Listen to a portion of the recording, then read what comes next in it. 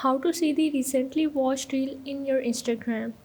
So let's get started. So first of all you have to go into your Instagram. So now basically the Instagram doesn't officially have a feature to track all of the reels that you have watched, but you have two ways to find the Instagram reels that you have watched.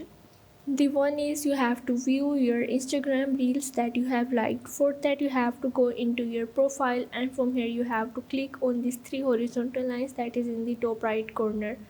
And from here you have to go in the settings and the activity.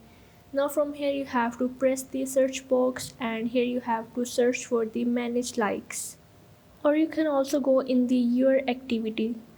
Now from here in the interaction there is the liked reels. Now from here you can see all the posts that you have recently liked. And the second option is you have to save the Instagram reel to track the watch history. For that you have to just go back and go into the reel section, and from here you have to save the reel. Now how you can see that save reel? For that you have to go into your profile, click on these three horizontal lines, and here is the option of the save, so you just have to click on it. Now here you can also create a collection of your favorite reels, and you are able to see all of the reels that you want to see again. So that's how you can see your reels watch history in your Instagram.